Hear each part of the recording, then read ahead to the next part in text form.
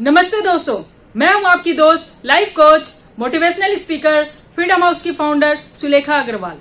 दोस्तों, आज का मेरा टॉपिक है how to increase focus and memory power. बच्चे अक्सर इस प्रॉब्लम को फेस करते हैं, खासकर जब उनके एग्जाम्स नजदीक आते हैं तो उन्हें लगता है कि जितना भी पढ़ लो कुछ याद ही नहीं रहता, फोकस नहीं कर पाते।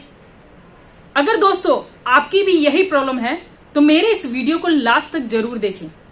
आज आपको एक ऐसे टूल के बारे में पता चलने वाला है जिसके बारे में आपने इस नजरिए से ना कभी देखा है ना सुना है, लेकिन यह टूल बिल्कुल साइंटिफिक होगा। तो अभी तक मेरे चैनल को अगर सब्सक्राइब नहीं किया है तो सब्सक्राइब कर दें और अच्छी लगे तो लाइक जरूर दबाएं, और आपको लगेगा कि यह फायदेमंद है तो अपने दोस्तों तक भी शेयर कर दें ताकि सबको इसका बेनिफिट मिल सके। तो दोस्तों, अब मैं सीधे मुद्दे पर आती हूँ। क्या दोस्तों आप लोगों को यह बात पता है कि कंसंट्रेशन यानी फोकस और मेमोरी एक दूसरे से बिल्कुल कनेक्टेड है। अगर फोकस नहीं हुआ या कंसंट्रेशन नहीं हुआ तो वह मेमोरी में रिकॉर्ड नहीं होगी। इसको मैं बिल्कुल सिंपल तरीके से समझाती हूँ। जैसे एक मोबाइल है, अगर उससे आपको कोई वीडियो रिकॉर्ड करनी है तो सबसे पहले उस मोबाइल को सामने में रखेंगे जिसकी रिकॉर्डिंग करनी है, और फिर उसके बाद उसके रिकॉर्डिंग बटन को ऑन करेंगे, तब जाके उसकी रिकॉर्डिंग होती है। उसमें उसकी मेमोरी में डेटा स्टोर हो जाता है और फिर जब चाहें तब उसे हम देख सकते हैं।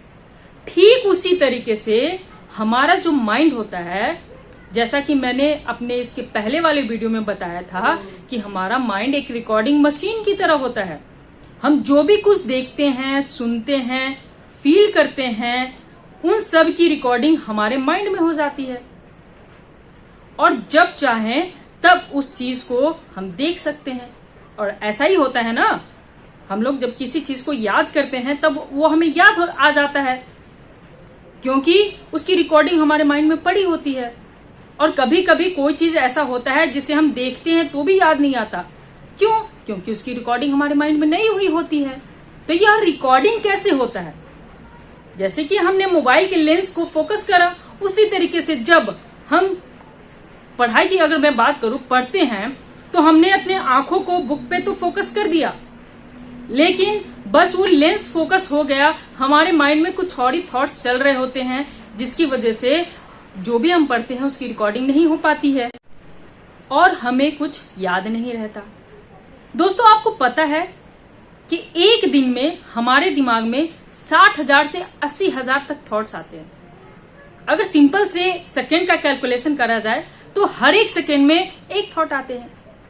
तो जब हम पढ़ने बैठते हैं तो कंटिन्यूअसली ये थॉट्स हमारे दिमाग में आते रहते हैं, और जो भी हम पढ़ाई करते हैं तो फिर इन पढ़ाई की रिकॉर्डिंग हमारे ब्रेन में हो नहीं पाती है, क्योंकि ये थॉट्स हमारे ऊपर हावी हो जाते हैं। तो कैसे इस थॉट्स को कंट्रोल करा जाए?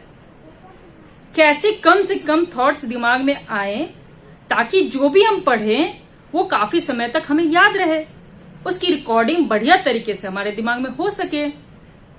तो इसके लिए जिस टूल के बारे में मैं आपको बताने वाली हूं, इस टूल का अलग अलग लोग अलग अलग तरीके का नाम देते हैं।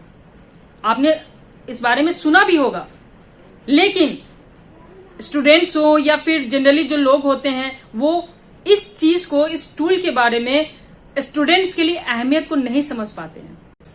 लेकिन मैं आपको इस हथियार यानी टूल के बारे में जरूर बताऊंगी कि कैसे इस टूल को यूज करके आप अपनी मेमोरी पावर को बहुत ही स्ट्रॉन्ग कर सकते हैं, अपने फोकस को बहुत बढ़िया कर सकते हैं।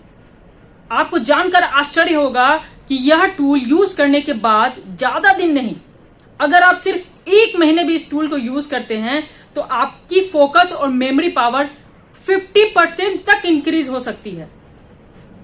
चूंकि दोस्तों आज का मेरा यह वीडियो काफी लंबा हो गया, तो मैं आज आपको इस टूल के बारे में नहीं बता पाऊंगी।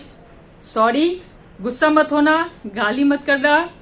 मैं आपको इसके बारे में अपने नेक्स्ट वीडियो में, यानी कि इसके सेकेंड पार्ट में आपको पक्का बताऊंगी। तो अगर अभी तक आपने इसको सब्सक्राइब नहीं किया है तो प्लीज सब्सक्राइब कर लो। नोटिफिकेशन बेल में जाकर ऑल पर क्लिक कर दो ताकि जब इसका सेकेंड पार्ट आए तो आप उसे मिस नहीं कर दो। और अगर आप कुछ गेस कर रहे हो कि यह टूल क्या है तो प्लीज कमेंट सेक्शन में जरूर लिखना कि मैं देखूं तो सही कि कितने लोग इसको सही सही गेस कर पाते हैं। Then tata, bye bye, thank you.